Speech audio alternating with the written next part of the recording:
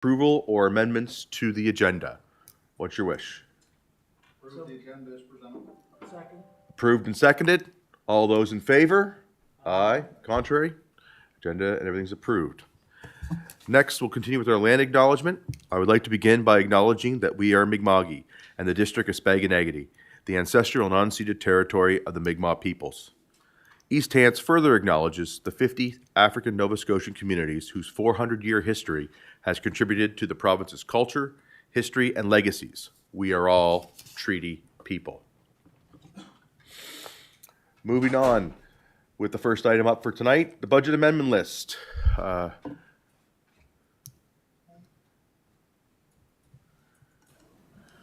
Over to you, Wade. Thank you, Mr. Chair. Just a quick update on our budget adjustment list. We did already have one session to talk about the adjustments that we had found so far. And as you can see from the schedule that's up there on the screen, those ones that we did talk about are at the very top. And there's two new ones down at the bottom, which I'll just briefly describe.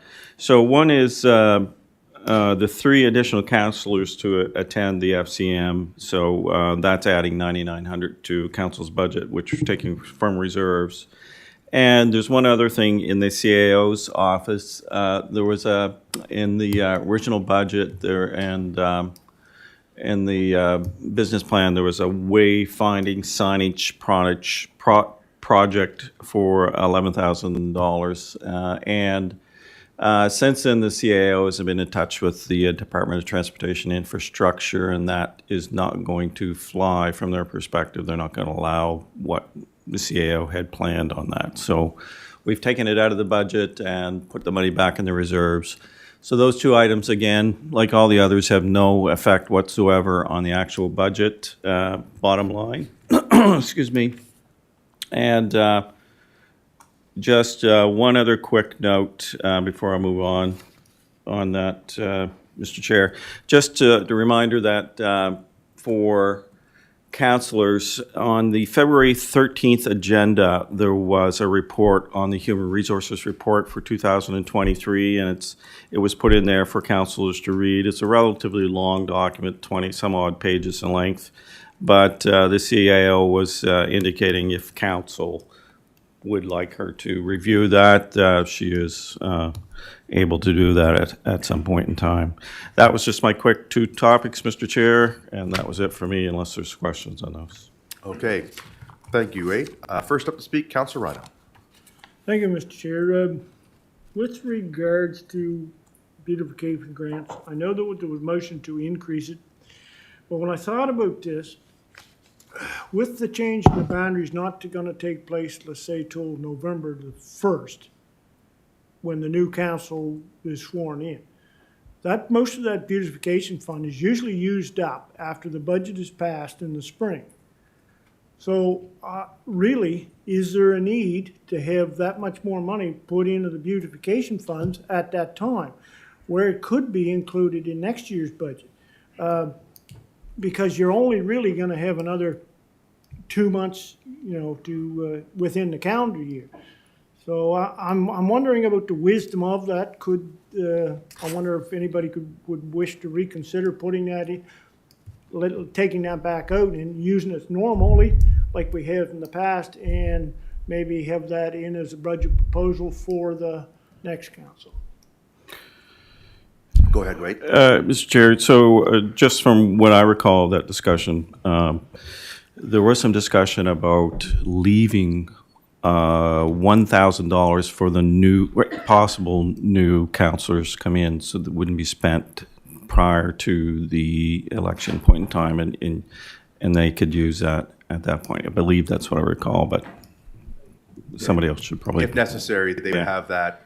So if they're coming in with any beautification requests, Yeah. they wouldn't already be without money for the Yeah. remainder of the year. Okay, Warden Rolston.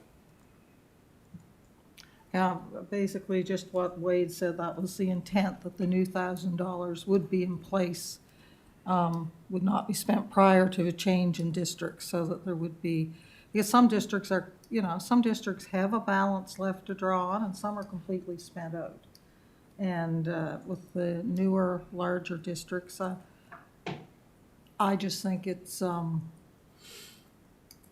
it's coming out of reserves, it's not affecting the tax rate. I think it might be prudent to have it there because we all know that these volunteer groups are struggling just like everyone else. And if there's a need for, any type of beautification first thing in the spring before we're into budget discussions or before we're finalized, I'd support leaving it in there myself.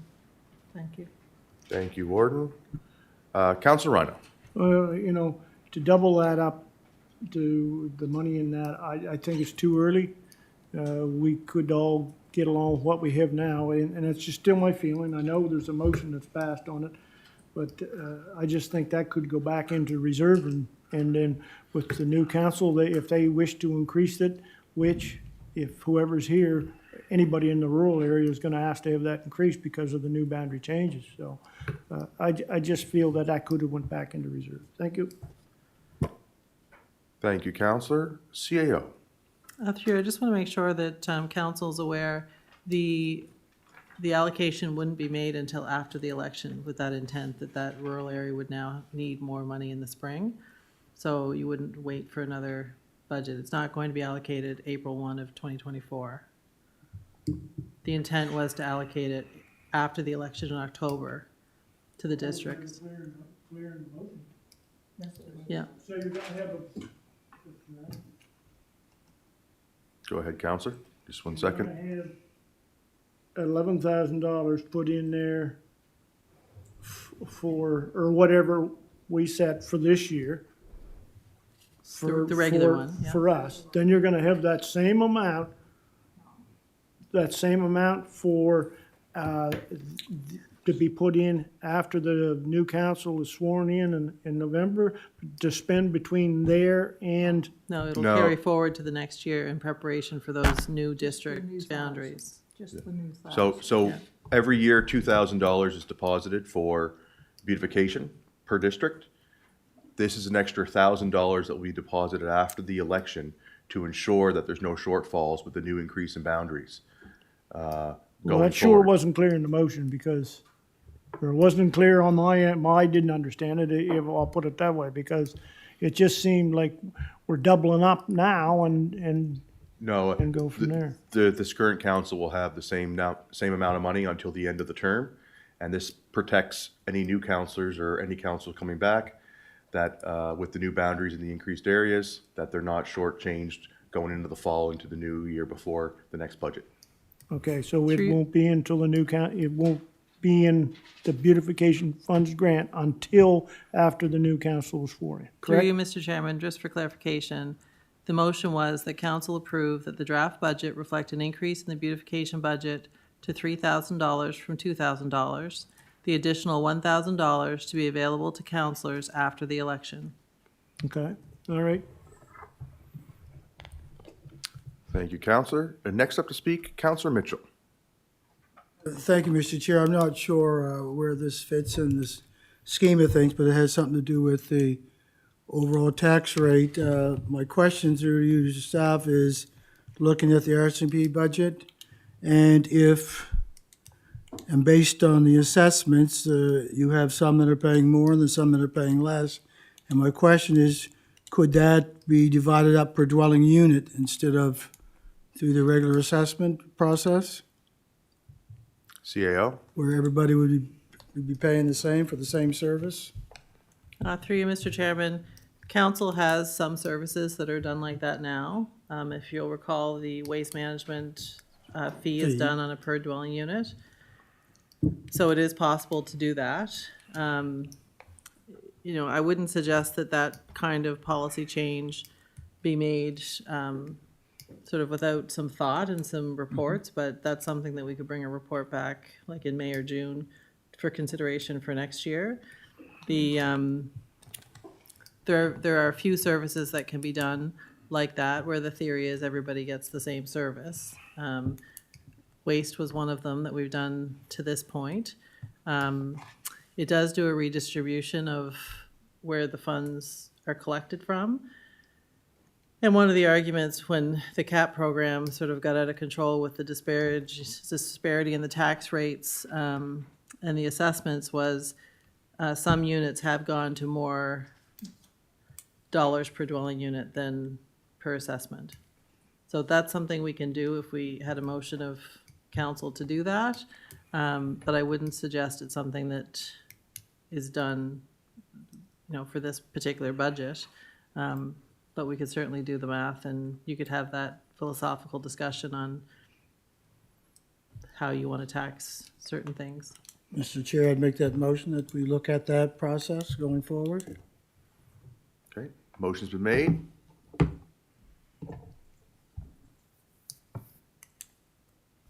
Is there a seconder?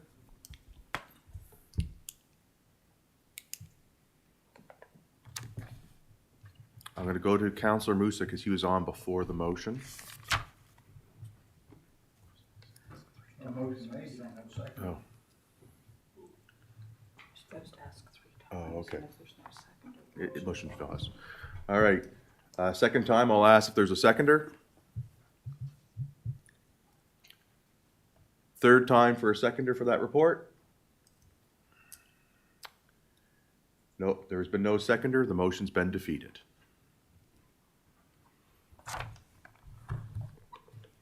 Okay. Anything else, Counselor Mitchell? No, that's all, thank you. Counselor Musa. Wow.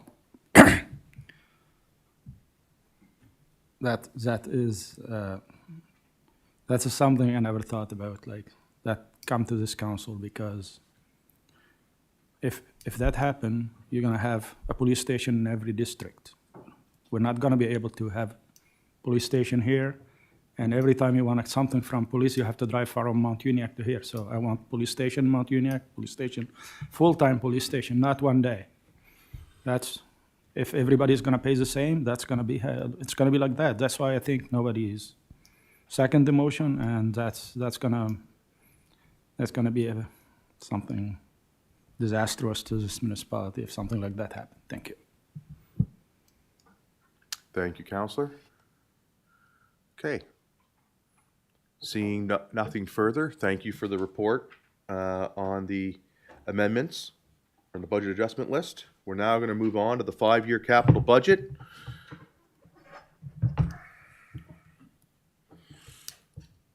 And who's speaking first?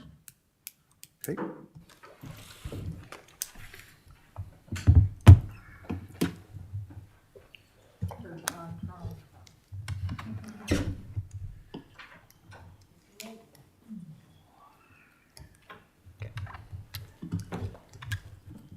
Hey, through the chair, today I will be going over the new projects in the capital budget, as well as any existing projects that have been adjusted.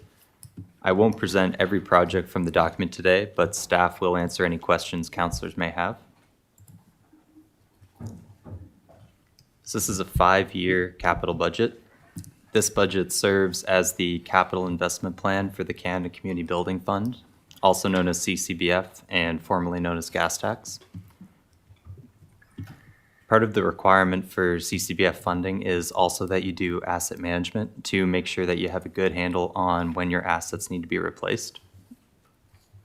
The whole purpose of providing CCBF funding to municipalities is to build sustainability and build capacity, the key areas that municipalities tend to struggle with. So projects proposed for 24-25 through to 28-29 may include projects approved in prior years that are expected to continue beyond March 31st, 2024.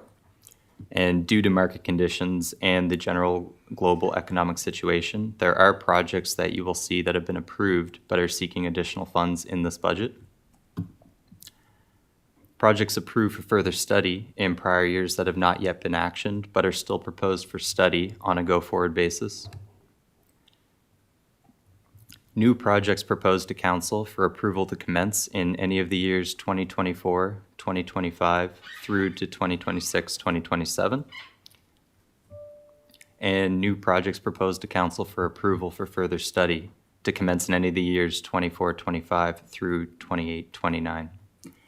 And note that any new projects for approval for further study must come back to council for approval to commence should the project need to proceed. Sources of funding in the capital budget include operations, reserves, external agencies, so CCBF, Sustainable Services Growth Fund, also known as SSGF, Investing in Canada Infrastructure Program, also known as ICIP. These would all be considered external agencies. And debenture. Note on debenture, our most recent borrowing rates from October 2023, 4.897% to 5.46%.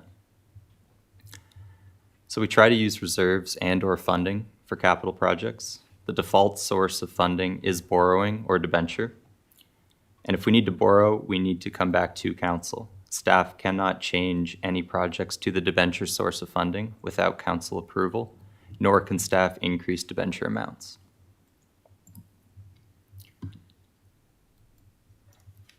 So here's a snapshot of our reserves as at March 31st, 2023.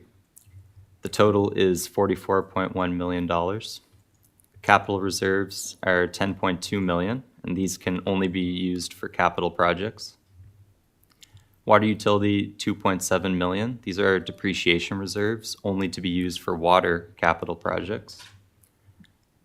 Operating reserves is $25.5 million, and these can be used for operating or capital purposes. And obligatory reserves make up $5.7 million. This is sewer and water infrastructure reserves, as well as open space. So here's an example of a capital project template. New projects start with a 24 project number. This particular project falls under infrastructure and operations. It is a one-time project that was presented as part of the business plans, that being a support wall at the Waste Management Center transfer station. You can see budget details under annual gross expenditures, whether a project is previously approved from a prior capital budget or council motion, approval sought or approval sought for further study, and below that would be the funding details. Each project has information in the bottom section.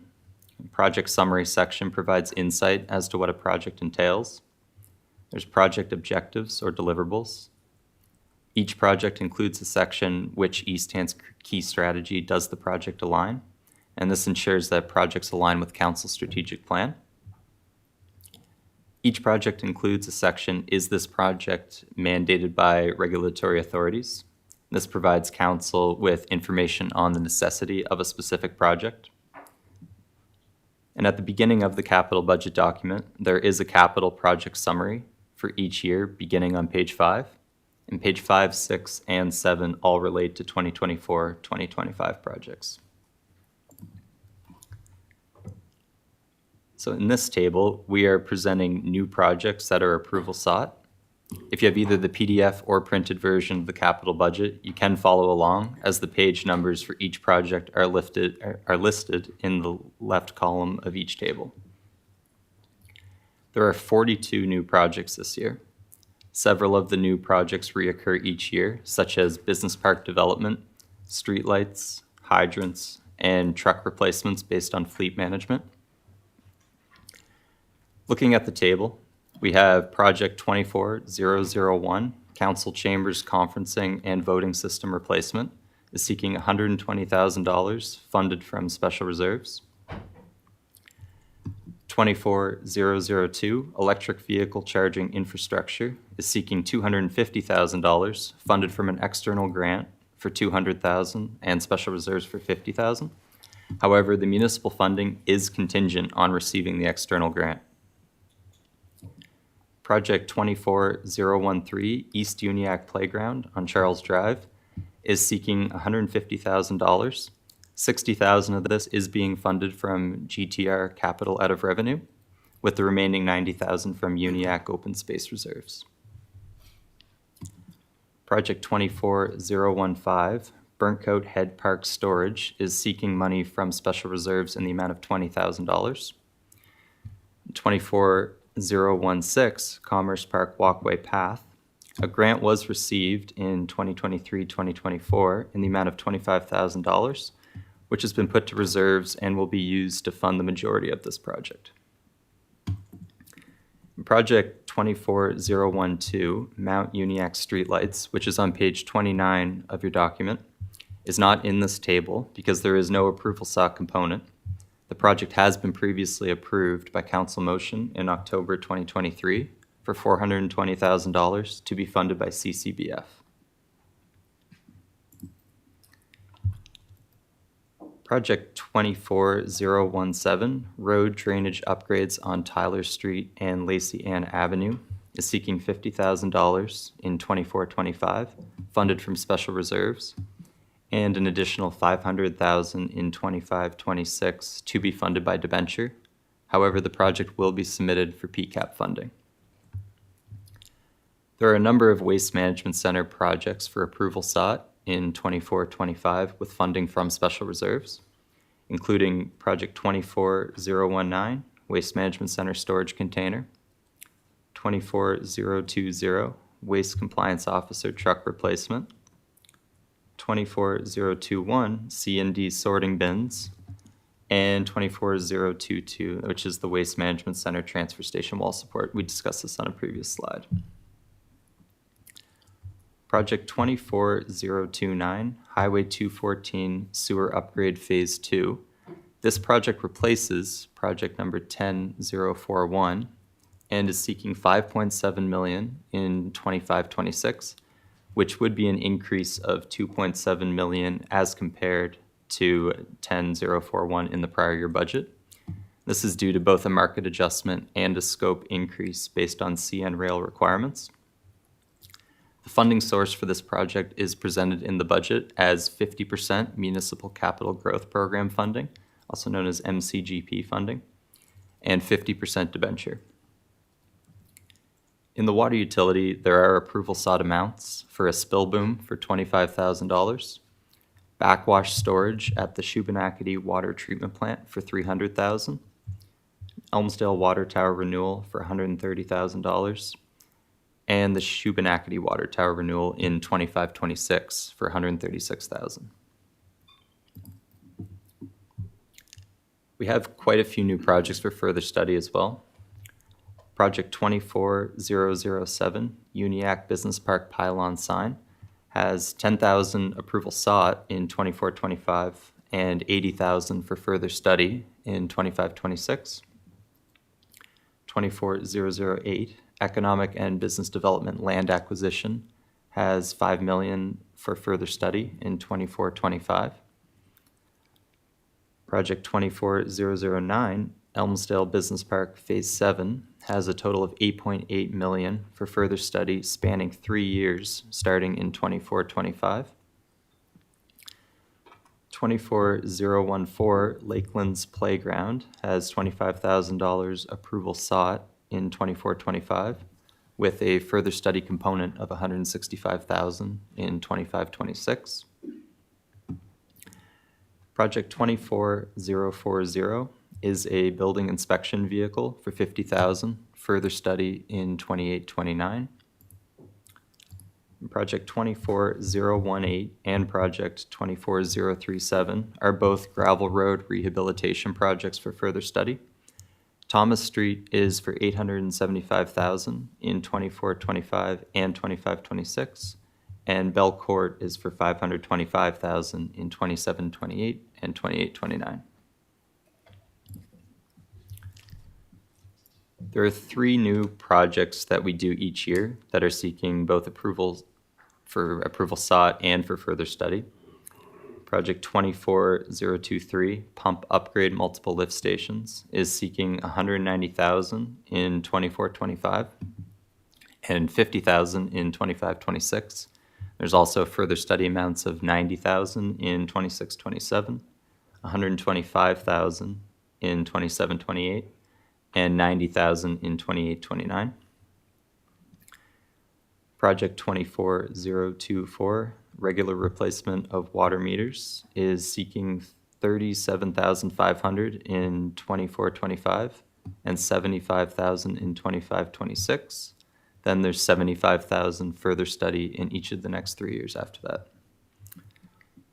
Project 24028, hydrants, is seeking $60,000 in 24-25, and 70,000 in 25-26, then 70,000 further study in each of the next 3 years.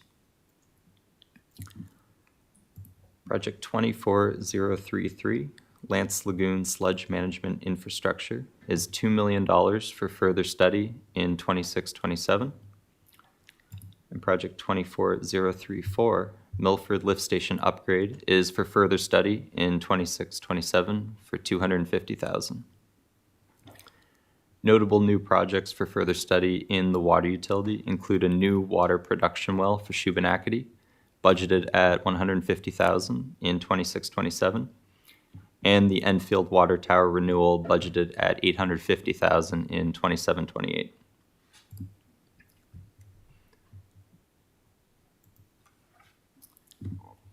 So this slide and the next details any change in dollar amount for existing projects. Note, we are only showing the new money in these slides and not the total budget cost. So project 21001, LEMC office space reconfiguration. There's $15,000 approval sought based on CAO and director needs for their respective departments. Project 18009, active transportation route.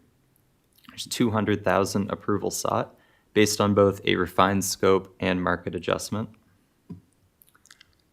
21022, lighthouse relocation. There's $100,000 approval sought for the Walton Lighthouse in 24-25. Project 22009, LEMC mill and pave parking lot. There's $350,000 further study in 25-26 to reflect both doing the entire parking lot as well as a market adjustment. Project 21025, Enfield sidewalks. There's a $2.94 million increase in the further study amount based on current market conditions. 21033, the Highway 2 crosswalk. There's $90,000 approval sought for 24-25, which represents an increased scope for best functionality and future pedestrian connectivity. Project 23008, traffic calming speed tables. There's $15,000 approval sought in 25-26 based on anticipated market conditions. And Project 18010, Milford Lions Club sidewalks. There's a $75,000 increase in the further study amount based again on current market conditions. Project 16009, the wastewater collection upgrade Lance. Council has seen a report detailing the significant increase in this project. In the 24-25 capital budget, the total project is $9.2 million, which is an increase of $5.45 million as compared to the prior year capital budget. There are several lift station upgrades for approval sought or approval for further study. Project 20017, the Medical Center Lift Station, is approval sought for $819,600. This amount was previously $700,000 further study in the prior year capital budget. This was previously provided in a report to Council on SSGF funding. Project 16011, Highway 277 Lift Station Upgrade, has a further study increase of $375,000, which is a market adjustment. Project 10050, Barney Brook Lift Station Upgrade, has been moved out to 26-27 and also has a $375,000 market adjustment. However, this one is approval sought in the year 26-27. 16012, Wastewater Collection Upgrade Milford.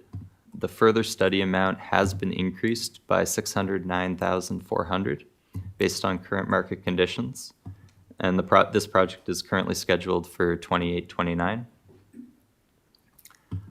Project 21029, Water Main Renewal Highway 2 Shubenacadie. This is approval sought in 25-26 for $3.792 million. Note that in the 23-24 capital budget, this one was split into two projects. In 24-25, we have combined the further study amounts and moved to approval sought with no increase to the combined dollar amount. Project 19012, transmission main, and Project 10060, water tower, both in North Lance, have been increased by $550,000 and $6.5 million respectively. These projects are estimated to take place in 2028 and 2029, and an inflationary factor has been added to arrive at the current further study amounts.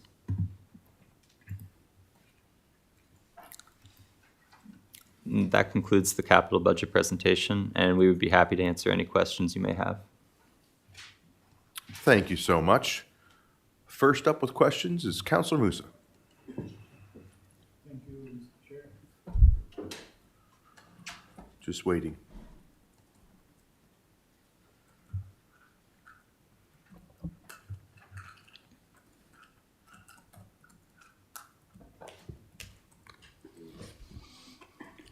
For the playground on Charles Drive. So 60,000 from municipal reserve, or? From, through the chair, that 60,000 is our general tax rate capital letter revenue allotment. We allocate 60,000 capital letter revenue each year. This year, in 24-25, we put the entire allotment to that playground project Okay, and you said 90,000 from from UNIAC open space reserves. open space reserve. So there won't be any outside grant, like, we won't be seeking any money from provincial, or there's no money for that? Director of Parks. Go ahead. Thank you. Through you, Mr. Chair, we have actually applied for a provincial grant specifically for that playground project, but we don't actually account for those funds unless we receive them, but we have applied for that.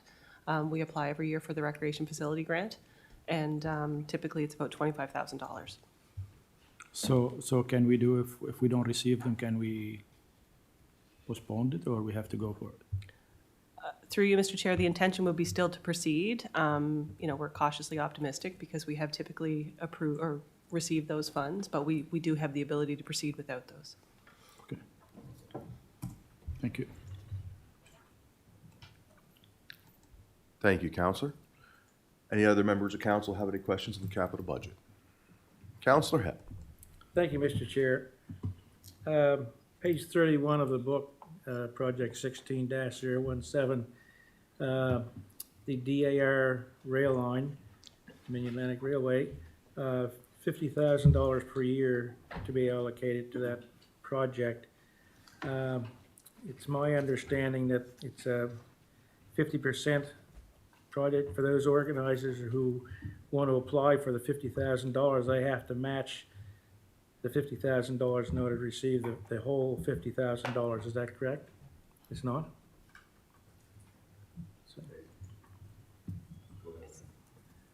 Through the chair, it's my understanding that the idea would be dollar for dollar. So if a group applied for a grant and received $25,000, then it would be matched with the municipal funding up to $50,000. That's what I'm, maybe misunderstood, that's what I'm saying. It has to match whatever the request is. That, I believe, through the chair, I believe that was the intent. Now, that does also include in-kind resources Yeah. on the group's behalf as well. Yeah, and then that's the way it works with the All-Terrain Vehicle Association. They have to match that. The problem they're having is coming up with cash and in-kind to get that amount of money. And these are volunteer people that are trying to organize this, are trying to get the money. And for them to try, if they want $50,000, that means they gotta come up with $50,000 also to match that in order to get it. And that's a problem they're having with a lot of the grants they want to apply for, but they can't because they can't come up with enough funding in kind or cash to do that. So I would like to see council do away with that part and have the $50,000 there. And they, if a group comes forward, the recommendations were there, how the money is to be spent and what's to be spent on. But they would not have to raise the $50,000 or $30,000, whatever the request was, to match that.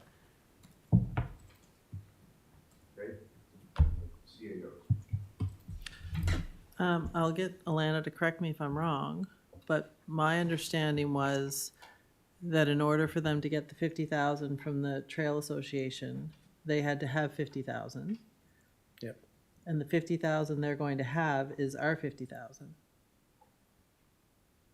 So in order to get their 50,000 from the Trail Association, they need $50,000. Council has committed to putting 50,000 in. So in other words, is what you're saying, they could use that as part of the in-kind? to That go- is the other half of what they could apply for from the province, or from the Trail Association. So if they wanted 50,000 from the Trail Association, they could use this as part of their 50%, Right, it would be a municipal contribution was the other 50%.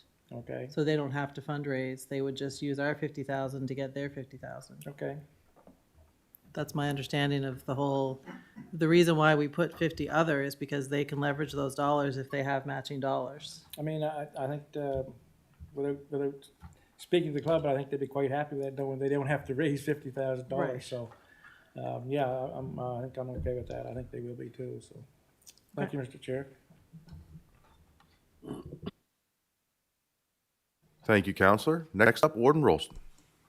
Yes, thank you. The only caveat I would put in there is that they get this $50,000. The expectation is that they use it for leverage for the other funds. I wouldn't support giving any organization, just giving them $50,000 without them coming up with something. And that's part of what this whole discussion has been on from day one, is that the ATV associations have access to funding to do this trail work. So that's my only caution there. I don't have any problem with them being able to use the municipal $50,000 to leverage the other money.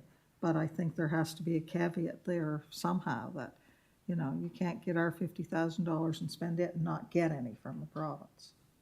Those are my comments. Thank you, guess- Warden. I guess I would just ask, is there some protection in there? Let Director of Parks and Rec answer that question. Through the chair, that was the intent of the original agreement, so that would be how we would proceed, is only on the caveat that they have the match funding piece, yeah. Okay. Anything else, Warden? No, but Okay. Does anybody else have any further questions on the capital budget for 24-25 as presented?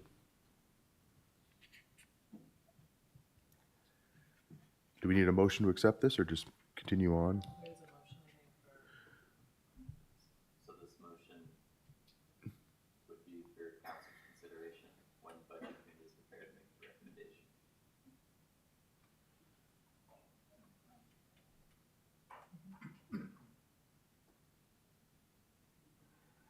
First up, Counselor Green.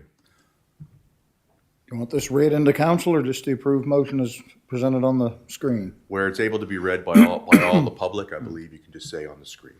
I would move the recommended motion as presented on the screen.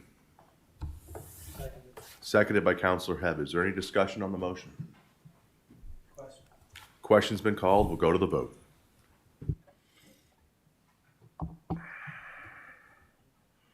And the motion's passed unanimously. Thank you. Our next topic for tonight will be the overview of budget topics, dates, and process. Welcome back to the hot seat, Director of Finance.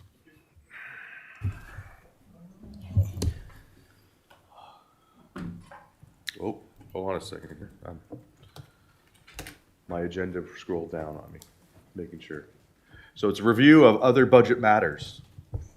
The Arrowhead Park Road request. Correct, Mr. Chair. So Sir. it is just this one item that's on the list. It's the Arrowhead Park Road Association request. This matter came before council back on January 24th. There was a letter received from this road association. Oh, wait. Yeah. Can you find it? Oh, yeah, I got it. Got it? Oh, yeah, I can see it. Yeah. Okay.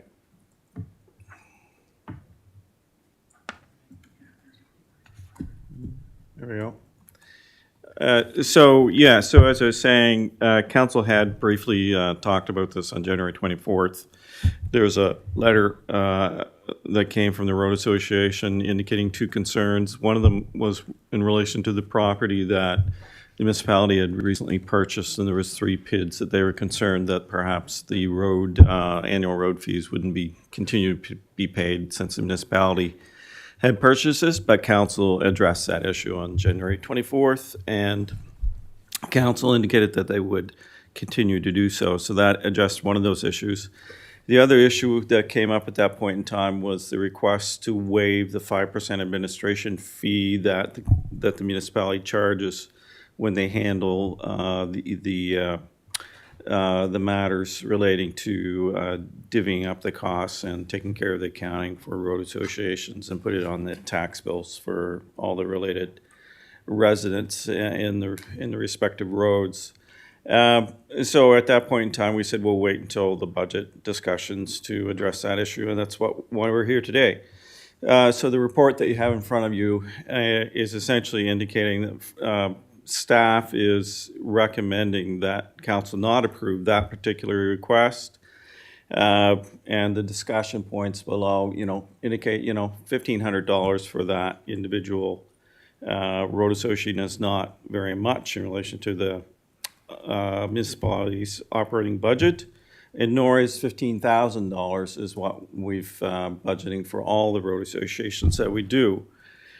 But we did put in some points for council to consider in relation to that. We did indicate that, HRM does not charge an annual fee, but they do charge a one-time setup fee of $250. Checking with our municipality to the west, West Hants does actually charge 10%, whereas we're charging 5%. And I'm sure it's different all over the board when you go across Nova Scotia. Another point is the private roads budget was due January 31st, and our staff has taken all that information and input it into our system. And if council so chooses to waive the fees for all the all the road associations, we will have to go back and contact them and see what they want to do and change things in our systems if that's the will of council. And just, we do have user fees for a variety of issues in the municipality, and not to charge us for 1 year or not is kind of goes against that concept of a user fee basis. And and just if the municipality were to go any longer than 1 year, we're looking at quite a few private roads throughout the whole municipality that we could end up looking at. I think our analysis indicated 225 private roads in total, where we're servicing 36 of those through 23 road associations at present. So those were some points for council to consider in that, and that was our thoughts on it, Mr. Chair, and up for council to decide. All right, thank you so much. The board's lighting up here. First up, Warden Rolston. Thank you. Well, as Wade has said, $1,500 isn't a lot. $15,000 isn't a lot. But I don't think you can do it for one and not treat all the same. And with 225 private roads out there, if they all decide, well, it's not going to cost us anything to have the municipality administer this for us and collect the fees, then you're looking at a cent on the tax rate pretty quick. If they all participate in this, you take 225 by 1,500 folks, and it soon becomes a much larger number.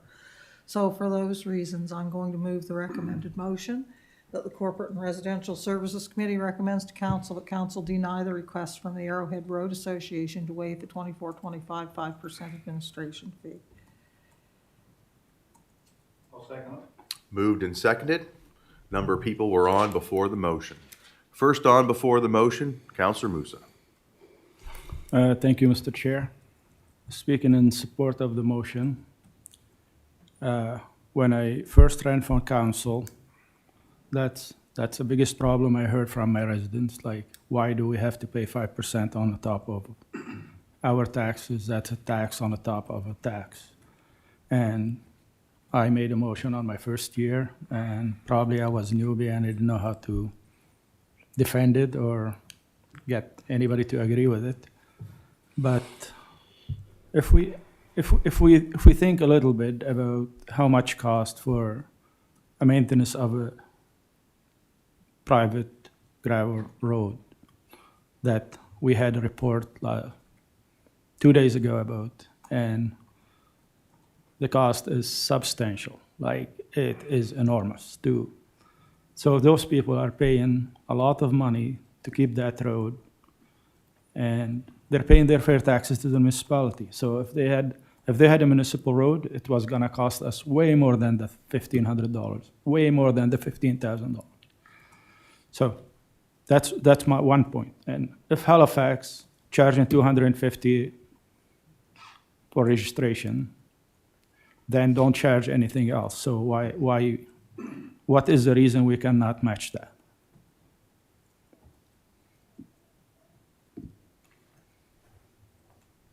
Like, they have staff, we have staff.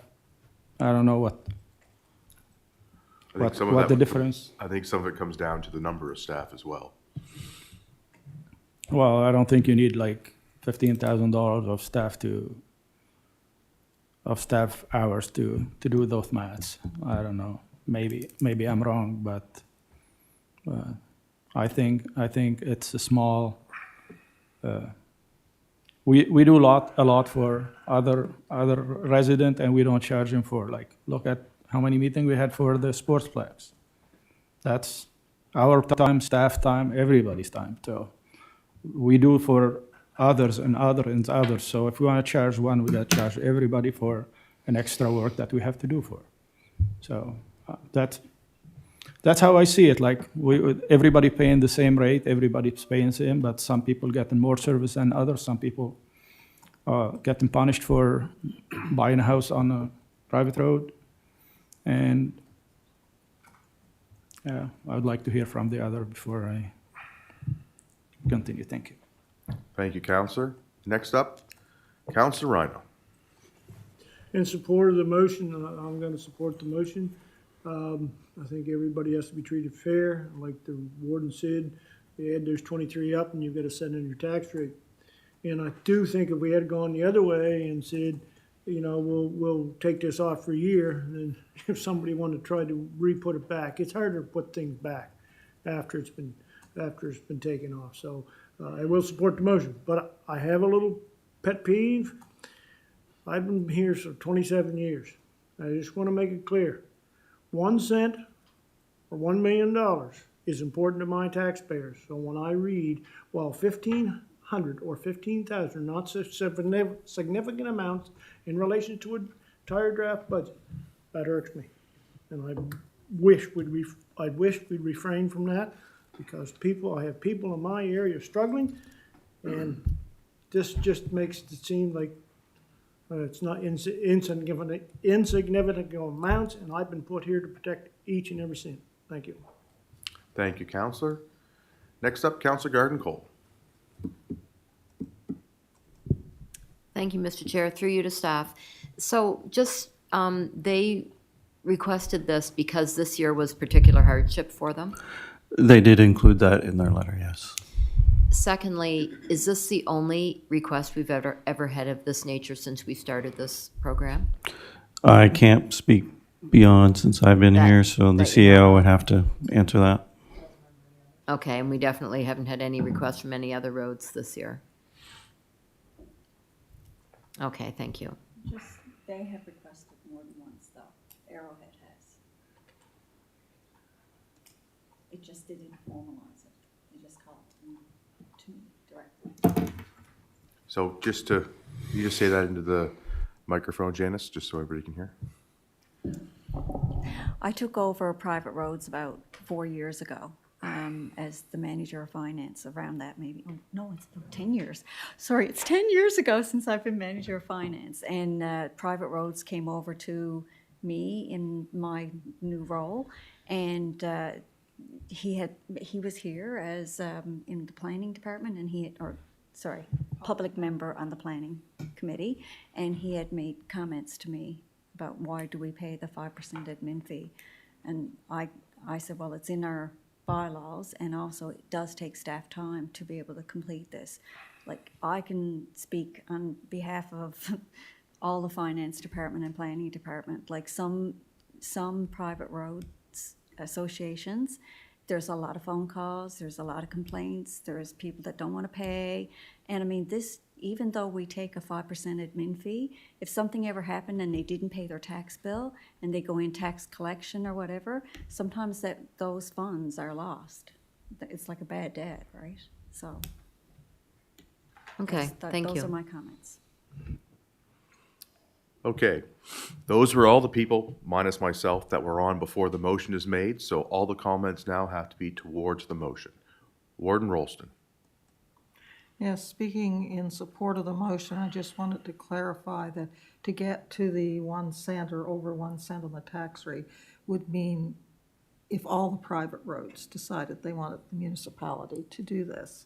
And that's assuming the fee we charge is cost recovery. We're not trying to make any money off these associations. We're just trying to cover our costs. So if we were to provide that service to all the private roads, we're at, I did have it on my screen, but it's gone, but it's over $300,000 if you take 1,500 by 225. And it would be a slippery slope. I have some sympathy for the folks, but they set their fees, their association sets the fees for maintaining their road, and they know the amount, so that's included in their fees. So that's the reason I made the motion, and the reason that I continue to support the motion is because I just, once you get over a certain number, you're going to require a lot more staff time. You might require a half position or something, who knows, because it's a lot, and the cost would increase to do it. So I think the $1,500 per association would increase. So anyway, those are my comments. Thank you, Warden. Councillor Musa to the motion.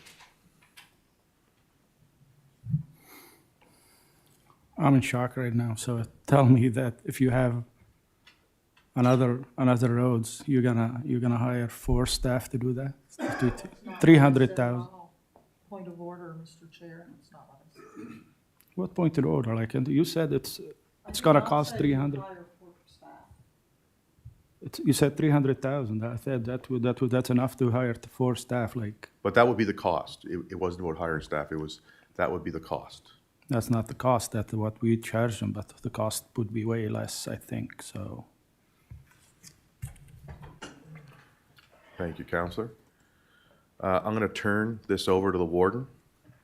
I wanted to speak before the motion. I'm going to support this because I don't think we can make a decision on this. I think we need a report. So after this, before the warden made her motion, I was going to make a motion to have a report come back because the road associations are constantly going up. Do I need a? You already had a motion to make a report, and this is the report. Yeah, but I'm requesting a different report. So, 5% admin fee, as was clearly stated by a lot of people, the cost of road maintenance, as we can see in our own roads report, are going up and up and up. So that 5% keeps going up and up and up that these road associations are paying. They're paying more every year. I myself live on a private road, and I have many friends live on private roads, and the last 3 to 4 years, every single one of them have had to increase fees to cover their repairs, which means the municipality is increasing the amount of money they're receiving off the 5%. So my intent would be for a new report to come to see what it cost to administer a road and set a maximum amount or 5%, whichever one is the less of. They can only pay, it's only going to cost you a certain amount, up to this amount for your road to be done, or if you don't collect enough money, you will pay 5% of what you collect. Because I believe that is probably the fairest way to go for cost recovery, because that way there you'd know. If a small road is only collecting a small amount, they're still paying 5% of their total. But roads that are collecting more, that might not, if the time to do it is 2 hours, what's 2 hours of staff time, or 2.5 hours? What's that total cost per road? And figure out, because as the road costs go up, it's kind of, some roads, they started off in this program paying $200 a year. They're now up to $400 or $500 a year to cover their costs, which means now they're paying an increased amount to us as well. And I don't know if that's what we should be doing. Maybe we should be looking at what it cost. That's what I got to say for now. Thank you. Just for clarification, Madam Warden, I think instead of a per road, you would be looking at a per lot, because some of these road associations have significantly more work to maintain them and administer them than some of the other ones. So I think, to be fair to the smaller road associations, you'd probably want to look at a per lot of how much it costs to administer. And that would be fine, like whatever the options are that, for me, it'd be providing some options and security for these road associations to know, like, whatever their admin fee is to the municipality, it should be almost a fixed cost. It shouldn't be fluctuating with how they have to adjust their budgets. Perfect.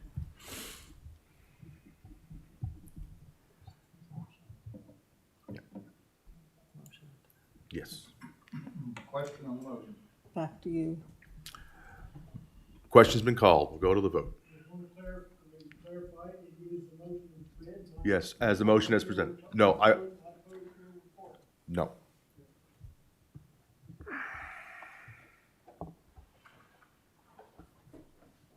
And the motions pass 9-1 with Councillor Musa voting nay. CAO. I think you accidentally hit it. Oh, Oh, sorry. hit your button? Okay, I'm gonna pass it over to the warden. And I'm gonna move that staff bring back a report on private roads addressing the fee requirements for administration of the collection of the road dues, to include a maximum fee based upon either per lot, per road, as seen by staff.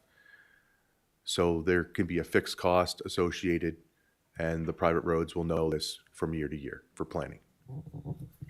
Do we have a seconder? I'll second it. Moved and seconded. Councillor Rhino.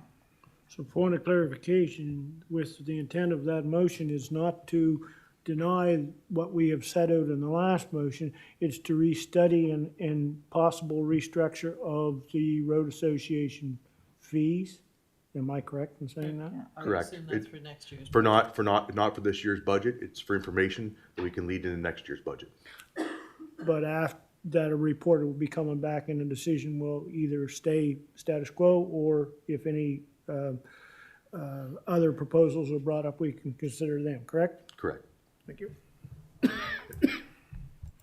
Any further discussion? Question. Question has been called.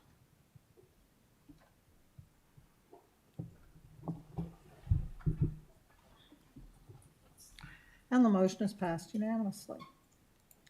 I'll turn it back to you, Mr. Chair. All right, thank you, Warden.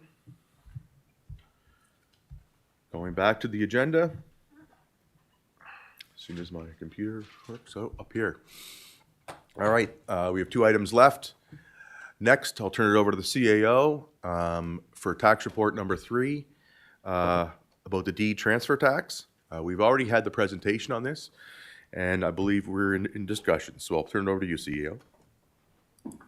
Just a second, Shirley. Just a minute.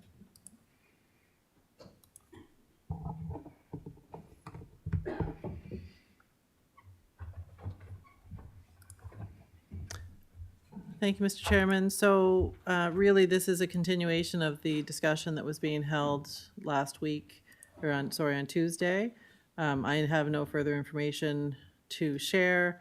I will remind counselors that there were two options added to this report. One would be for the 1 cent for the Mount Uniacke area, for the rural fire departments, for 9 Mile River, Grand Lake streetlights. And again, that's scalable. So the cost of providing all of those grants are there.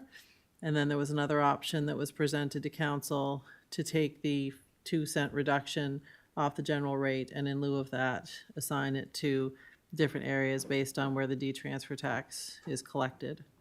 So those were the two options in discussion. I know when committee was held, there was a few folks that had their microphones on, and we ran out of time at the lunch break. So I think we will continue the discussion from there. And of note, any changes to your policy, we wouldn't try and draft those on the fly tonight, but we would draft, you can end this conversation two ways. One, with making recommendations for the 24-25 draft budget, and then draft changes to your policy moving forward to document those. And that recommendation could be made at your next council meeting and we would have the policy ready by that next council meeting to review and give that 7 days notice that you were going to change your policy for the next council meeting. In this case, it'd be more than 7 days. It would be the March council. Thank you, CAO. First up, Warden Rolston. Yes, thank you. Yeah, it's certainly a discussion I think we need to have, and it is at times confusing, and it's very difficult to determine what's fair and equitable don't always even mean the same thing. So anyway, one thing that, and I know in other conversations that not everyone would agree with me, but I'm going to say that we give the subsidy to the urban service rate because those are the folks who are paying the most of the D-transfer tax. I don't believe that's true, because it's not the folks on the urban service rate who pay, but some of them do, of a D-transfer tax. It's new home buyers. It's a one-time fee that they pay when they move in. It's not a fee that the folks on the urban service rate are paying every year, the D-transfer tax. The D-transfer tax is brought in by different people every year, wherever they buy a property in the municipality. They're paying D-transfer tax. More properties change hands in some areas than the others. That doesn't mean that the majority of the residents in those areas are paying more, and I just wanted to point that out. This money is money coming from new folks, and yes, they are paying because the properties are coming out of the cap when they pay their taxes, but the D-transfer tax is simply a part of the cost of buying a home. And it varies from municipality to municipality. So I just felt that, we were getting a little bit bogged down and I think there is a distinction that's worth mentioning there.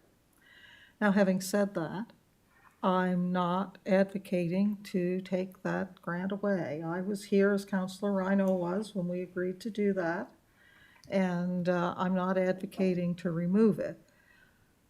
But I do understand the feelings of folks who kind of look at it and think it's not really equitable to provide 5 cents relief to one group of people and 2 cents to the rest of the municipality, plus that same 2 cents to the people who are already getting 5 cents.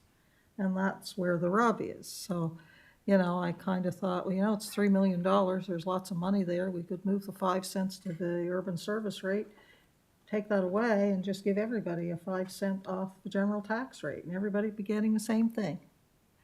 But that causes issues too, because then those folks would see that other people were getting a new benefit that they weren't getting, because they wouldn't be getting any more benefit than they ever got before.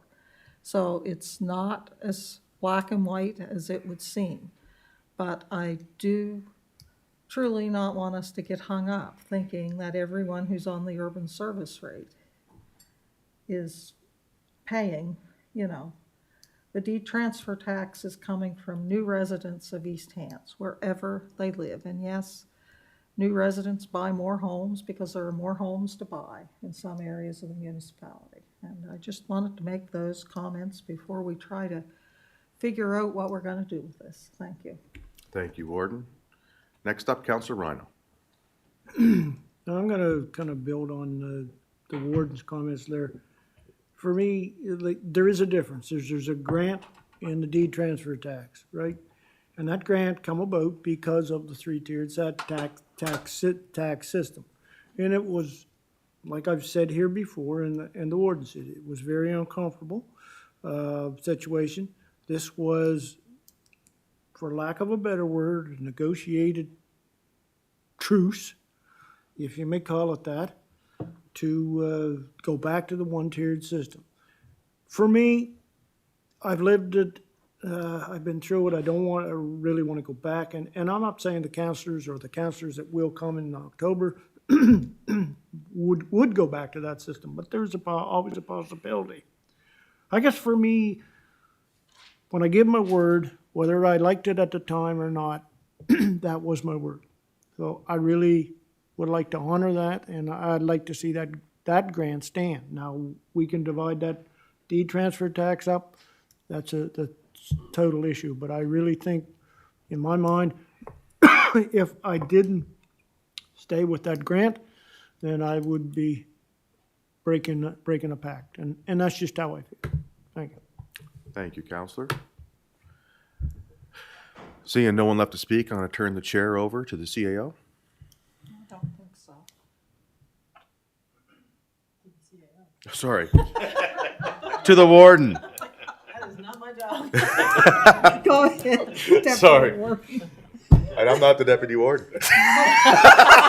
Sorry, go ahead, Councillor Perry. All right, thank you. I understand, and was looking back at some of the history of this grant, and the grant, part of its creation was to spur development in the urban serviced area. And if you look at what's happened, I think the grant has been successful. This area is being developed, and we've heard from some residents who are unhappy about how fast it's being developed, but it is being developed. So I think the grant has kind of served its purpose to spur that development. Now, when I look at the options here, I think I put the motion forward to have a report done on deed transfer tax after last year's budget. And the report we got leading into this budget came 4 weeks before we started budget. So I think that is unacceptable. When you put a motion forward about something that will change policy to have it come 3.5 to less than 4 weeks before we start budget is not on. We should have been talking about this last fall and had this done before budget season started. That's my first thing with this. Also, if the grant is going to stay, as the warden said, to be equitable to everybody. And in the second option, it talks about the sportsplex rate. Well, there again, the same people in the urban service rate are going to benefit twice, right? And when you look at the numbers, as the warden has said many times and many other councillors, about the grouping of corridor, Uniac, and rural, that doesn't work because you put all 6,000 people in the corridor. We don't have 6,000 people on service. Councillor Eisner's district has next to nobody on sewer and water. Half of Councillor Hebb's district is not on sewer and water. A portion of Councillor Mitchell's district is not on sewer and water. Right? Councillor McPhee. So you're looking at the majority of council has a lot of people that aren't on the sewer and water. But yet every one of those residents in those districts are counted as people in the corridor. So do we actually have a number of homes or percentage of the population that is serviced by the urban service rate? Do we have the number of people And what percentage of the municipality is that?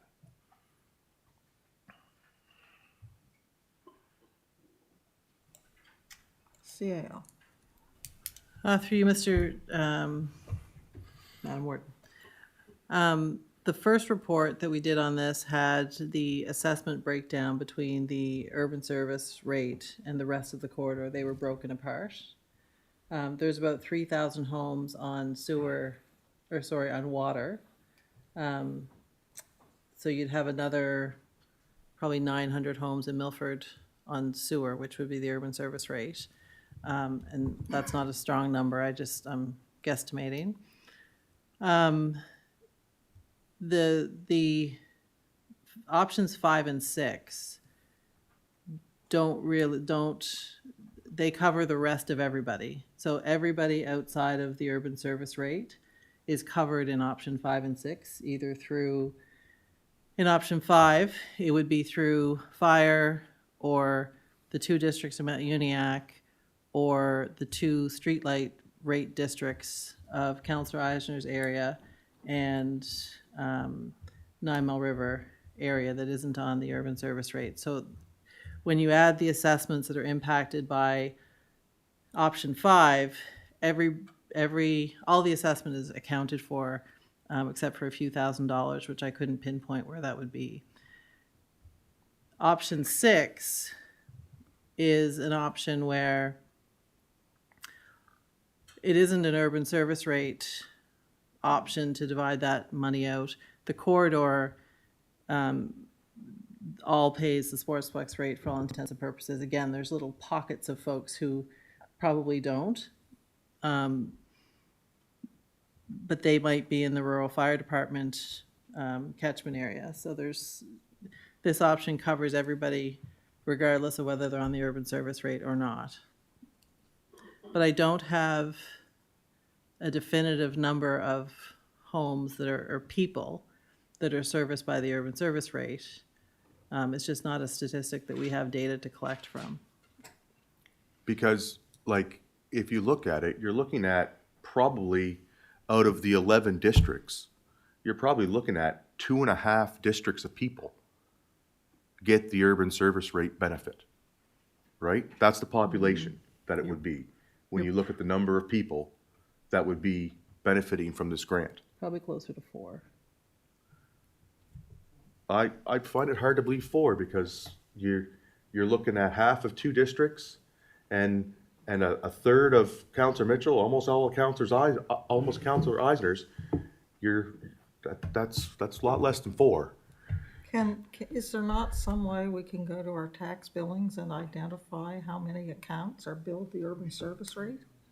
We can do the number of accounts, but we can't translate that into an exact number of people or voters, if that's the way you're looking at the number of voters. We can use our... The number of homes, right? Because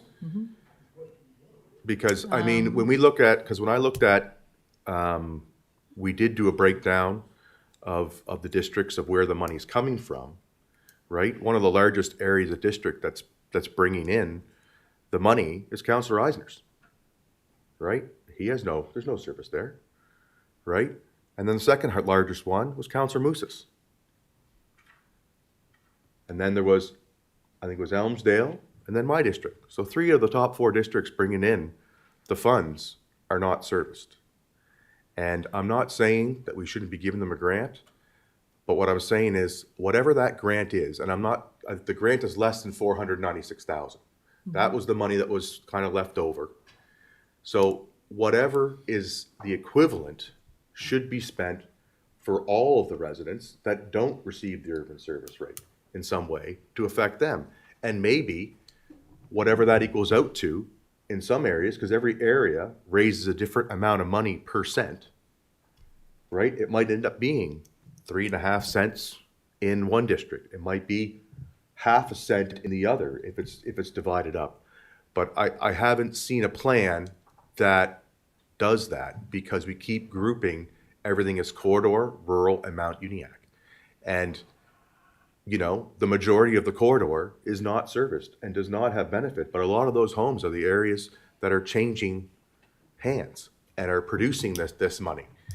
And I just think, you know, we're at a point, we are one municipality. It's been very said, I've said it many times, we all have to eat, we all have to do lots of things. And if you look back at the history, we've divided money up before. Some areas have said, we'll take a little less to give a little bit more to others to help them. And every time we do our district recreation funds, districts help each other out to cover the cost because of where the people go. And I just believe truly that we can't continue to give a subsection of the population a 5-cent tax benefit when nobody else is getting one.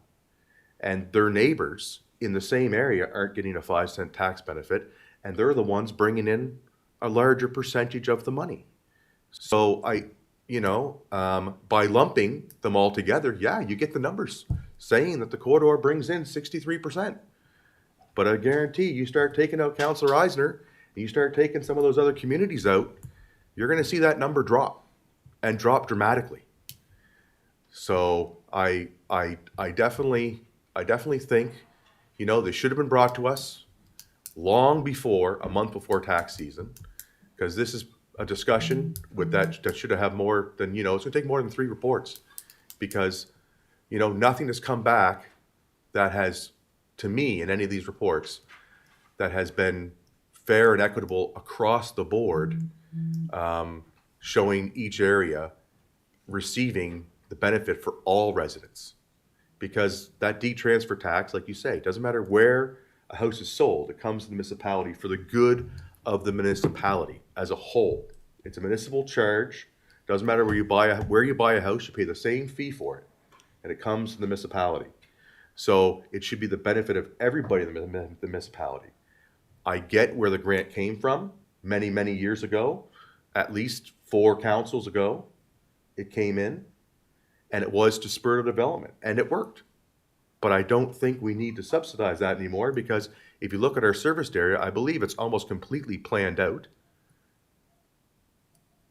So I just can't support any of these. And I wouldn't want to see the grant go away, because right now it's there, but we need to figure out something that makes it fair for everybody. And the 2 alternatives presented to me, I just don't see that.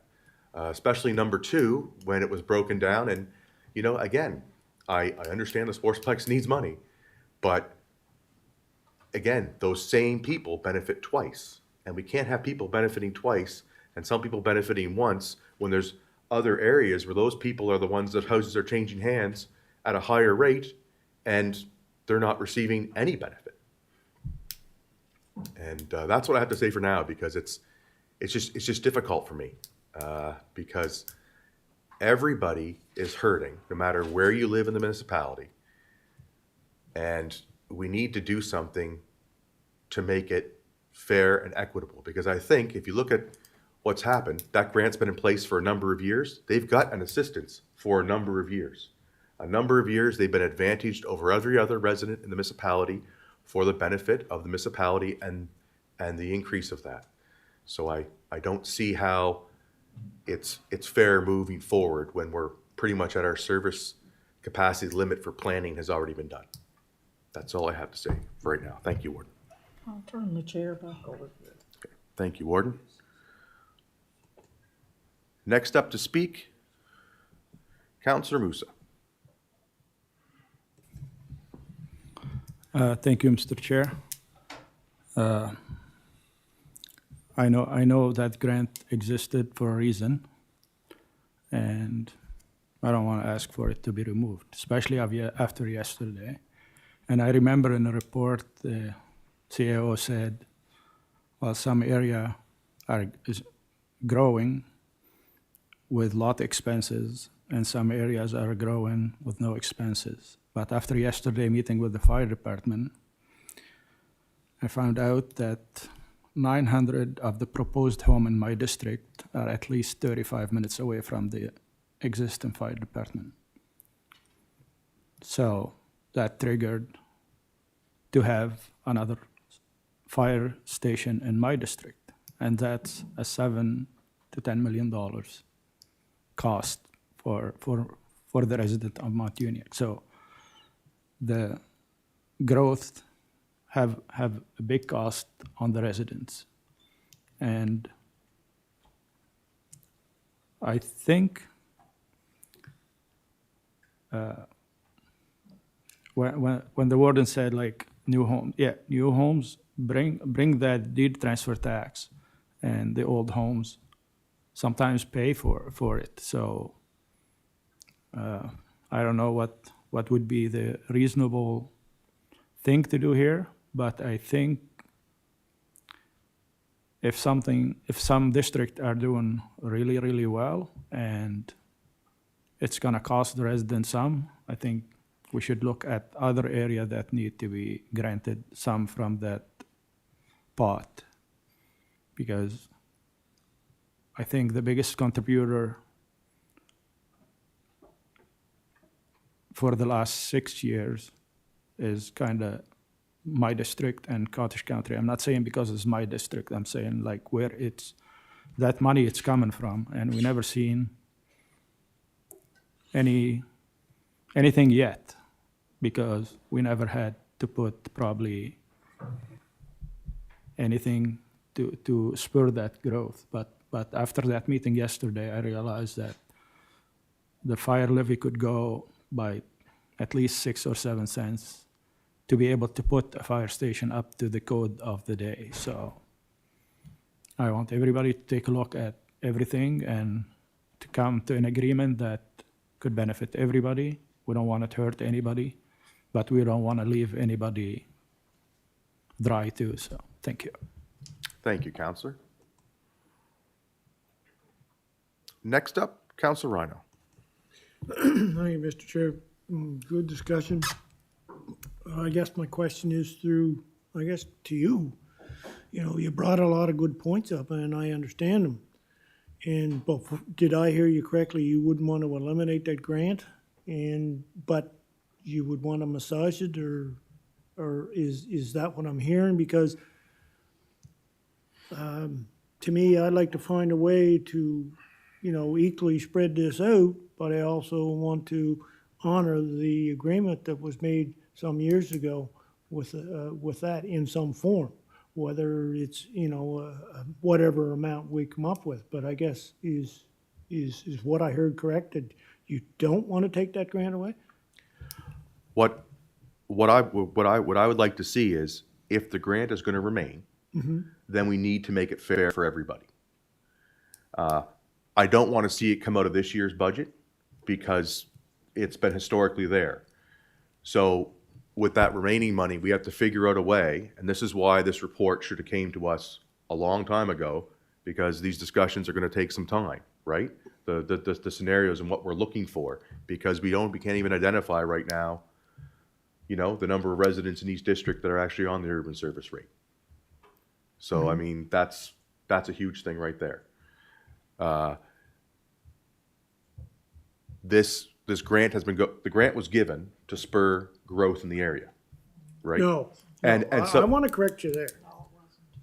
Grant was not given to spur growth in the area. That grant was given to, it was an agreement to try to get away.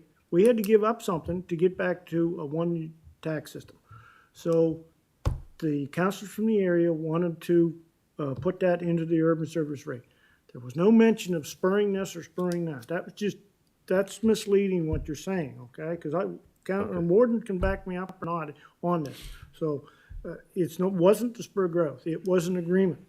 Okay, because when I first came on council, that's what was explained to me by the warden at the time, is that deal was made because this area was growing and it needed money to continue to maintain those services going forward for the growth. So if I'm mistaken, then I'm mistaken. I don't believe the I'll say warden that. at the time. I think the only two that were here was myself and the warden, current warden, that were here joining that. So that's what it was. That's what happened. And like I said, that's why it was we had to come up with something to get away with, to go away and go back to that one tier system where everybody paid the same rate. So that was the agreement that we come up with to stay away from that because it was causing havoc all over the municipality. It was causing havoc for staff trying to figure out this three-tier system too. So I just wanted to clarify that if I could, and the warden can add her 2 cents, you know, when she gets her time. Thank you. Thank you, Counselor. Counselor Musa. Yeah, thank you, Mr. Chair, and I forgot something that's very important too. So if we have, whatever we decide to, I think the best way to do it is as a grant and is not reducing, because if we reduce the general tax rate by 2 cents and we have to raise it up next year, that's gonna be, oh, East Hants is raising taxes and the assessment going up. We never know what's gonna happen next year. So if you do it as a grant to fire department, a grant to sportsplex, instead of using that norm we had like for a general tax rate, like, because it's hard to raise a tax any year. And we don't know what's next year we're gonna have. So I think give it as a grant, we'll do the purpose. And if, I don't know if everybody agree with me, but I know like the Halifax 1 year have to raise their taxes 5 cents. So I don't want to get to the point we have to do that. I hope that we don't, but we don't know what next year is going to be. So I just want to throw that out there too. Thank you. Thank you, Counselor. Warden Rolston. Yes, my memory and Councillor Rhino's are very, very similar. I don't ever recall there being any discussion. It was what's it going to take to get us out of this mess we're in? And that was a proposal that was brought forward. It was something that the 4 rural councillors, I'm the councillor from Shubenacadie at the day, who opposed the whole thing. For lack of a better word, it was better than what we had and something we could live with and something that we felt we could explain to our residents as to why it was done. And that's where it came from. And you had to be here. No one who was not there can imagine what that time was like. The gentleman who sat next to me in council in that time did not exchange a word for over a year. Not a word. Separate groups ate lunch separately, and I think any staff that were here would remember how difficult it was to get any business done in council because there was nothing that came to the floor in council that wasn't debated by everything. Every little thing that didn't matter was debated and debated and debated. And by the end of that year, I think staff was as ready to go back to one tax system as council was, because it just wasn't working. It was a poorly thought out thing. It caused a lot of strife in the municipality. It destroyed a lot of the ground we had been building to try and bridge that so-called rural-urban divide. It did a lot of damage. And the rural councillors of the day held a public meeting in Kennecott where they did donate the hall to us. We didn't end up having to pay for it, but we sponsored that meeting on our own. And there were so many people turned out that the hall filled. We did our presentation, and I presented the reasoning. I presented the reports that we had supporting it, because I told folks you can't oppose something if you don't understand the position that the other side has. We answered the questions. We emptied the hall, and the crowd that had been waiting outside for that hour or two came in and filled the hall again, and we did it all again.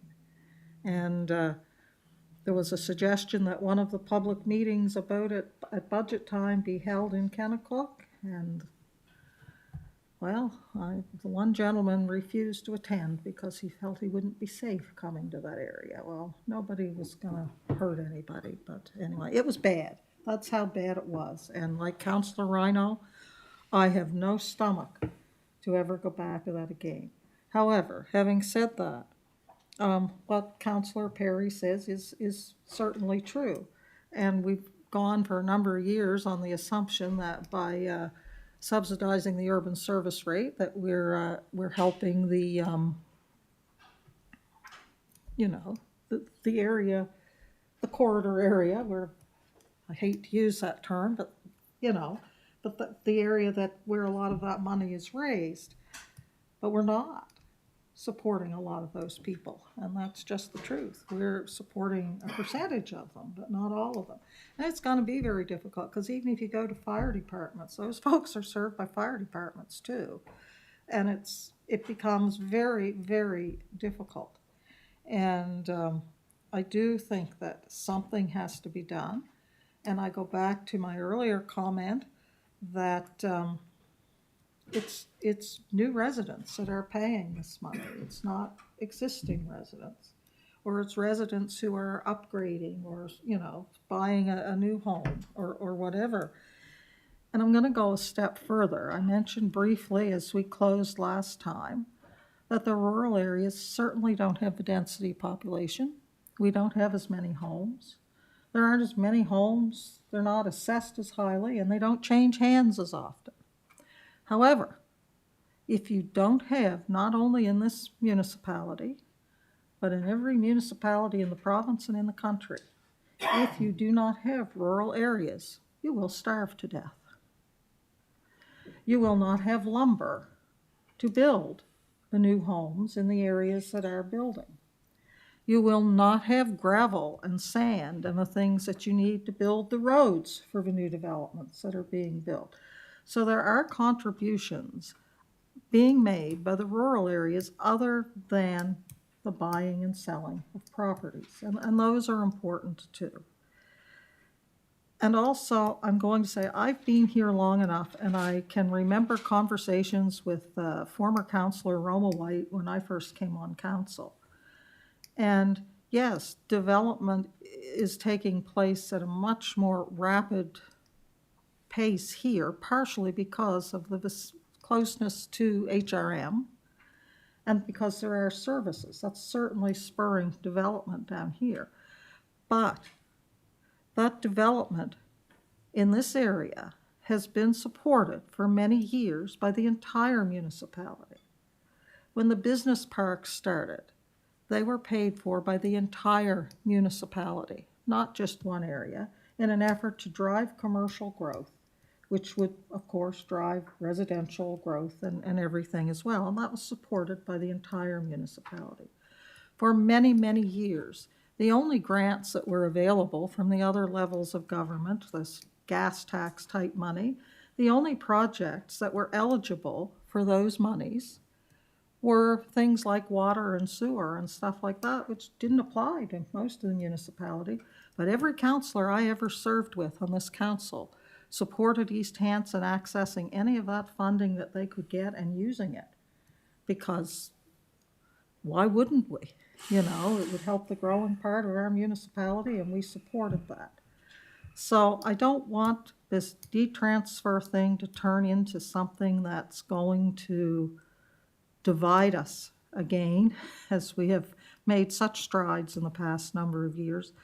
But I do hear what Councillor Perry is saying, and I do think that something has to change. What it looks like, I wish I had the answer, but I don't think we're going to solve it tonight. And those are my comments.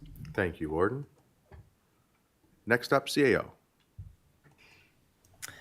Thank you, Mr. Chairman. So I think it's important for some context to the 3 tax rate model that we had way back in the day, and it was a nightmare.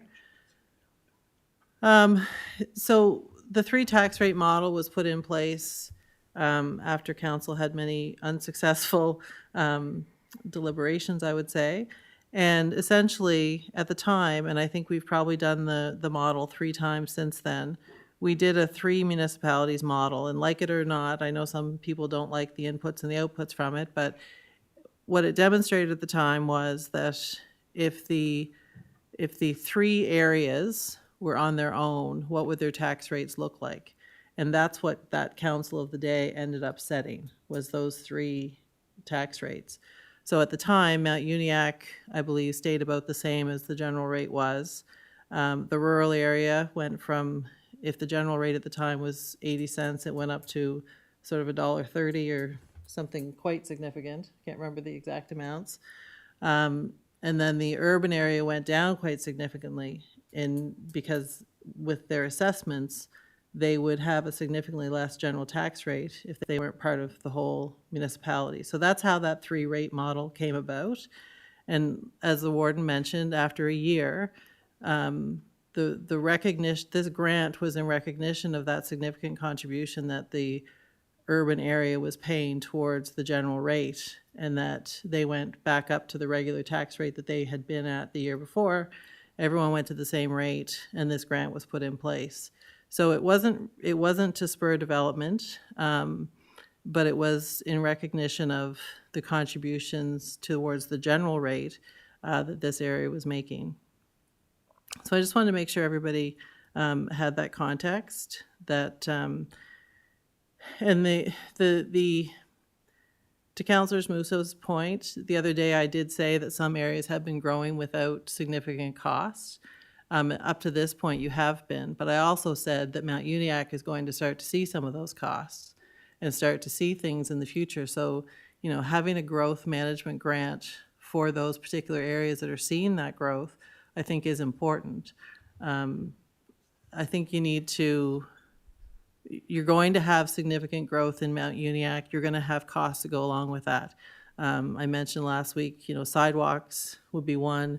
You might be looking at your septic systems, your combined septic, and now fire departments would be another one of those costs that the Mount Uniacke councillors are going to have to consider.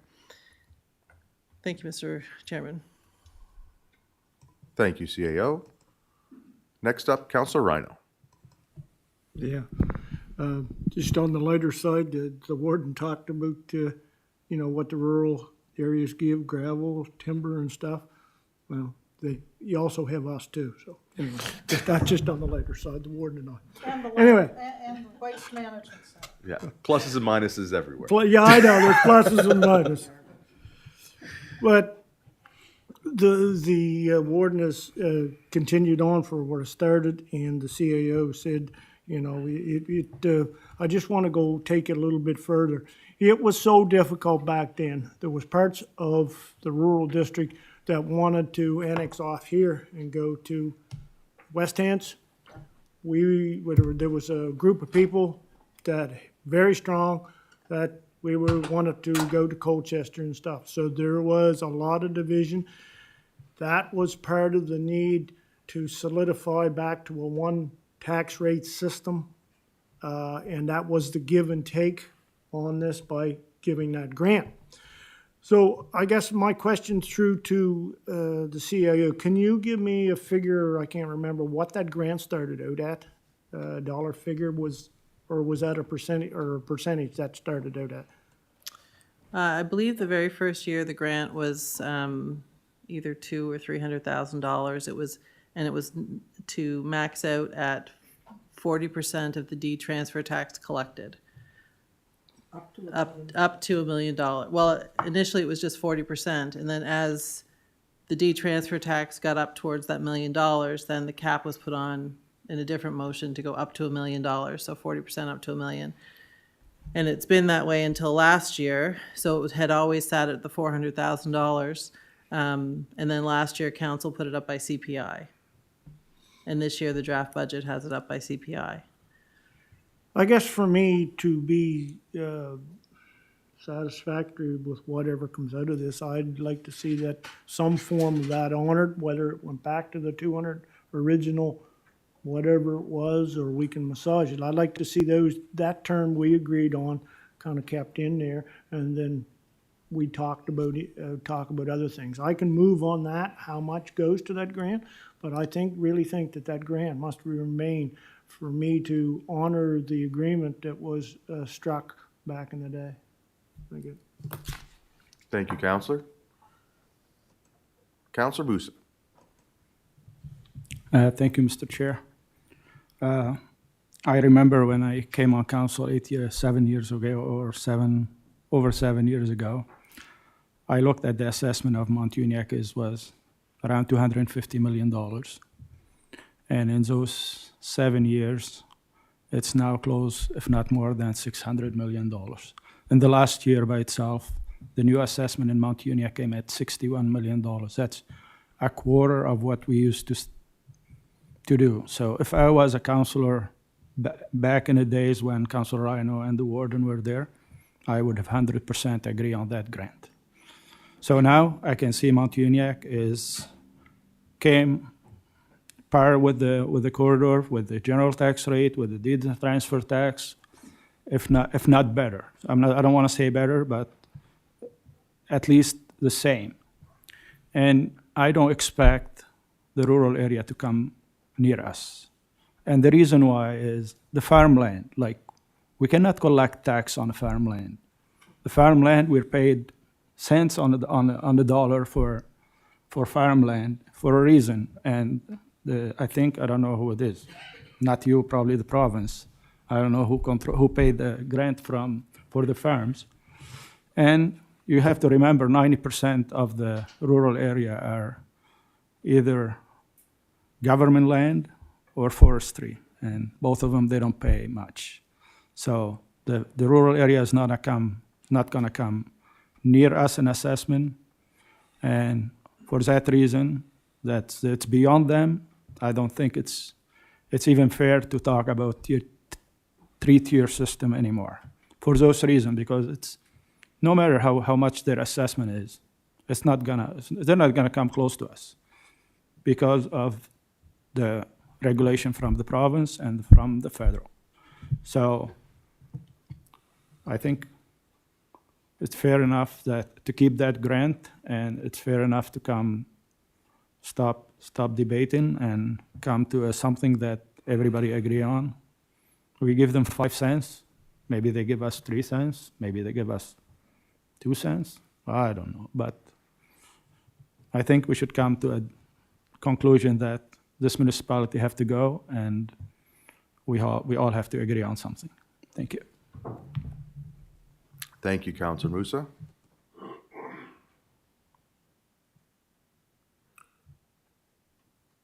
There you go. Seeing no one left to speak, I'm going to turn it back over to the warden. Hearing the conversations from everybody tonight, I think we all believe the same thing, right? And I believe when that three-tier tax system was here, right? You know, it was benefiting all the areas in what is classified as the corridor. But as highlighted tonight, right? That's not what's really happening right now. Right? A lot of residents in this area are not benefiting from that to get away from the three-tier tax system. So they're getting a double whammy.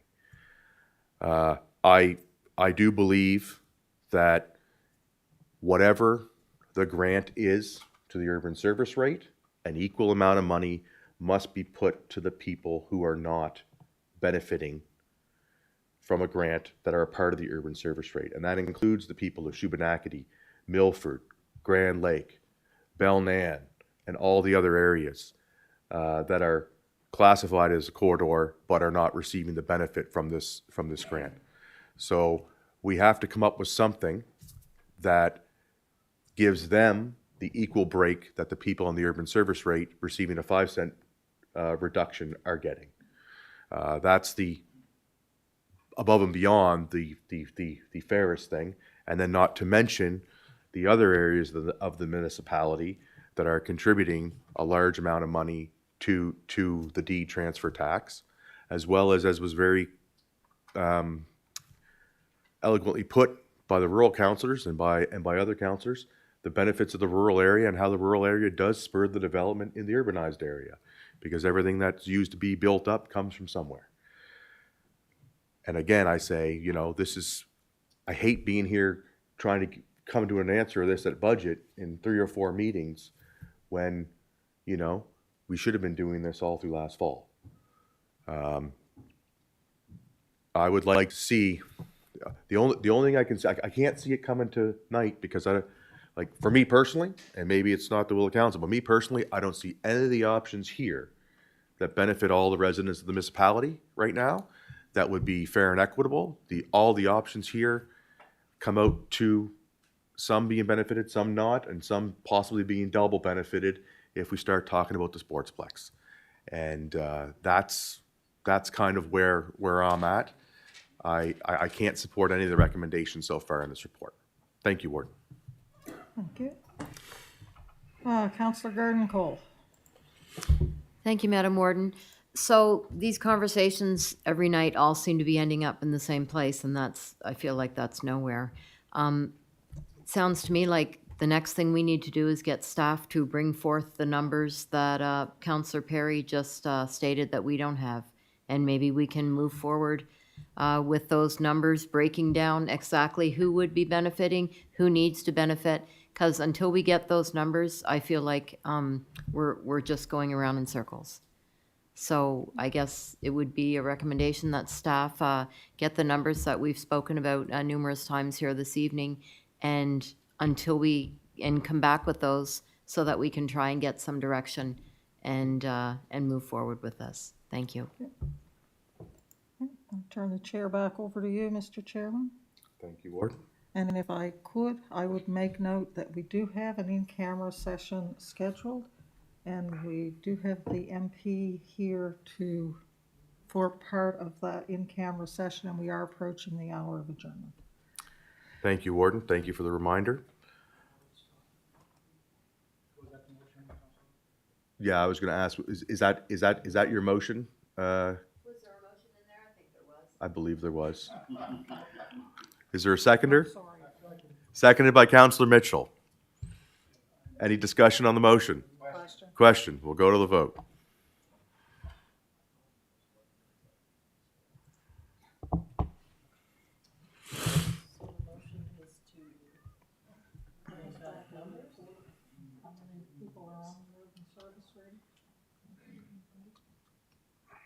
And the motion's passed unanimously. And just the CL is asking for clarification on what numbers? So, point of clarification to the mover, the exact numbers you're looking for? I'm looking for the numbers of the people, right, the urban service rate, but the people who who aren't included, that need to be benefited, that we are leaving out by just including the urban service rate, right? Do you know what I'm? Yes. So you're looking for all of the other residents' numbers within the corridor area that are not on the urban service rate. Exactly, thank you.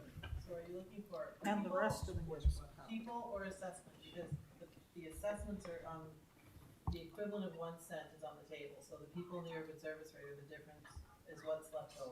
I think number of properties is the biggest thing, because assessment, you can have one house that's worth $1 million and 3 houses worth $300,000. So it would show 3 people and 1 person. So I think it would go by properties. Yeah, it has to go to property. Yeah. So just for Go ahead, CAO. Just for some clarification, your entire tax policy is based on assessments.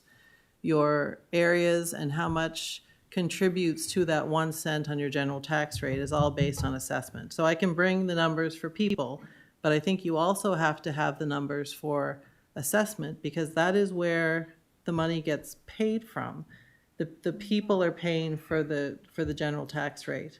And this is I think the biggest. I'll bring both. I'll bring. Yeah, I'd say bring both, because in all of the presentations we've had, we've lumped those 6 districts, which is over 56% of the municipality, as one. The first report broke out the urban service rate from the general rate. Yes. The urban service rate from the corridor in its entirety. These numbers do as well. So this breaks out everybody. If you add the urban service rate to this, you're gonna get the 1 cent. But So do those people, does that percentage represent the equal number of dwellings? Because if you have 6,000 plus dwellings in the corridor, and only half of them, or 2/3 of them, or whatever number is there, and the other assessment, overall, it might be 40, but that might just be 40% of the population too, right? 40% of the home. So at that point, they're contributing 1-to-1. It's not going to be contributing above and beyond. So I think we do need to have the numbers based on assessment and properties. Yeah. Okay, Counselor Musa.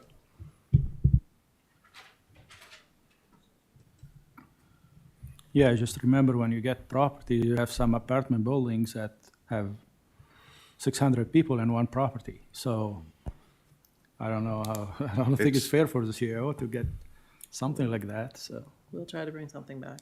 thank you. Thank you. Okay. So that's been done. So I'll be looking for a motion to move into camera as we have a discussion. Did we vote on the motion? Yes, we did. It passed unanimously. Move to go into camera. Second. All those in favor? Aye. We will now move into camera For contractual for, issue. for contractual issue.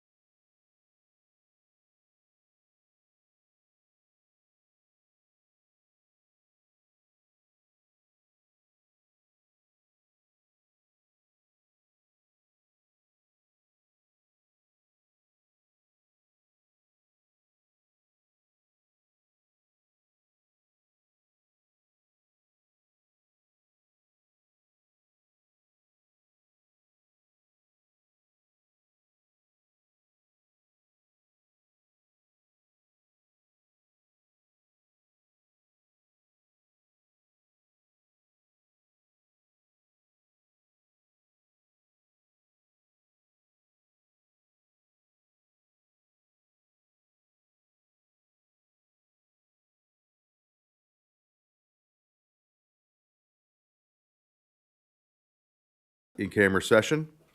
I'll be looking to set the date and time, or I'm looking for an adjournment and set the date and time for the next budget meeting to the 27th of February, 2024. So moved? Seconded? All those in favor? Aye. We are adjourned to reconvene on the 27th of February. Thank you, everybody.